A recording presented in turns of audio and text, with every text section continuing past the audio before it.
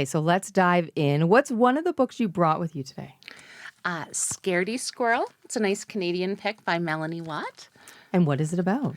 It's about a squirrel who's very scared and very prepared. It's got these adorable line drawings, really colorful, and the pages, even in the picture books, look kind of like a comic, so they don't feel too babyish for the older kids. How do you choose books that would really capture a child's attention and keep them engaged? So I think of it a little bit like literary matchmaking. I know where they're at developmentally based on their age, but I love to ask their caregivers or the children themselves, like, what are you excited about? And whether it's dragons or dinosaurs, it's often dragons or dinosaurs, princesses, whatever it is, we meet them where they're at and find something that's exciting. A lot of books about trucks, just whatever your kid's excited about, we can find you a book for it. And what about the way the book presents itself? I'm wondering if you have any examples there of books that are well done that would capture a child's attention. So for the very young, I really like, I'm holding Give Me a Tickle by Alicia Savigny. I just should have practiced pronouncing that. But I love it because it's got all kinds of beautiful. It's a board book. It's a board book, one of those Yeah. heavy books that you see the very young with. And I love it. It's got all kinds of full color images of all different caregivers and little ones. So And they they're got photographs and not illustrations, which is exactly. And they're the kids, very young children, respond better to illustration or to photographs because they connect more with the kids in them. They're excited to see the others. I also notice there's a lot of emotion in those photos. Absolutely. Yeah. And the books provide a way for the adults and the children to talk. How are you feeling? Point to somebody who feels the way you're feeling. Children can interact with the books long before they can read the words on the page. So it's all about, with these board books, it's about teaching them how to turn pages. It's about being able to talk about it. I remember with my nephew, everybody applauded the day that he started reading books right side up. Yeah. We're like, "You got it, buddy!" Yeah. And he was so proud. And I mean, we don't think of these as skills because we learn them when we're so tiny, but they are.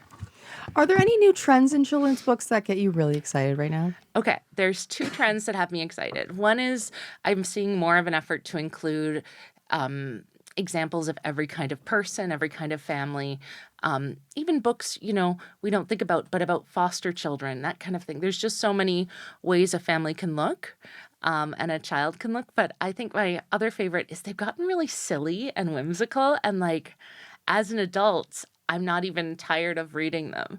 They're funny. That's the thing I love is a book that makes a kid see that books are a source of pleasure because that's a lesson they're going to carry their whole lives. Yeah, and it makes them want to go back to that same book, I notice. Because Absolutely. if it's entertaining and if mommy's laughing, I Mhm. like this book because mommy laughs when we read this book. Yeah, absolutely. It's definitely a relationship building activity. I remember going to the library the first time, so I do want to ask you about going to the library because when I went with my son for the first time, I walked in and I had absolutely no idea where to start. What's your advice to somebody going to the library for the first time? Oh, well, first of all, just introduce yourselves. Tell us it's your first time. We'll make it extra special for you. At Riverside, we have little book bags that you get. We had a volunteer make book bags. They've got even a little slot for their library card for kids when they're getting started. So they've got that exciting thing and also somewhere to keep their books. But we're pretty excited if it's your first day. We've even got a cardboard cutout the kids can take a picture in, saying it's their first library card. So first, I think some people are embarrassed that they don't know the library. Like they feel like they should to be cultured or whatever. No, we're welcoming you where you're at. We love to see people who haven't been to the library in a while or who are just exploring. And then also, children's books, because we read them when we're little, we think they're so simple, but they've changed so much and they continue to change so quickly. So don't be shy if you want book recommendations because there's always something we're excited to share. There's always new stuff coming out. I also found myself at the beginning gravitating towards books that seemed well loved because I thought, well, this one seemed to have gone over well with a bunch of children. Oh, yeah, we have some books that we like, they're held together. Please, one thing as a library worker, please don't repair your own books. We have the equipment and I'll see them like scotch taped together. But yeah, it's wonderful to see them well loved, especially with the books for the very young. We do tend to get rid of them once they're a little too well loved. Maybe they've got some bite marks. It's just time.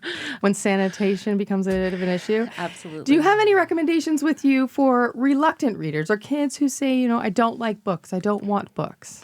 So I like the Sleepy Sheepy one by Lucy Ruth Cummings and Pete Oswald. It's a cute picture book. It's bigger. It's a blue color, and it's become a series because it's so cute. It's just these sheep. Even a little child can. Do you want to see. read a couple pages? Yeah.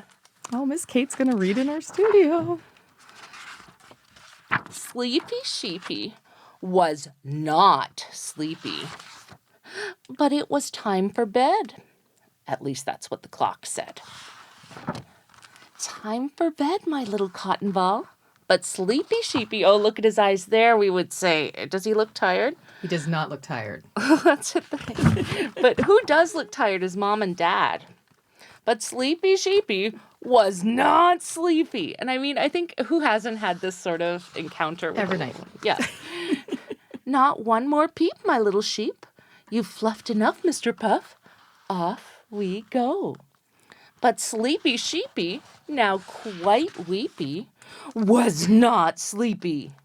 In fact, Sleepy Sheepy was. And I guess... No, what was Sleepy Sheepy was? Okay, well, let's Finish see. the sentence. Oh, Wide wide awake. There's a but double Yeah, fold. but not that wide awake. No. His little face. So, I mean, kids, too, they love knowing more than the book. So they can tell the sheep is lying, and that's a big thing for them to be able to get. Yeah. There's so many wonderful books. I love it. Thanks so much for coming in this morning. I appreciate this. It was fun. Thank you for having me. Miss Kate Reynolds is a librarian in Windsor.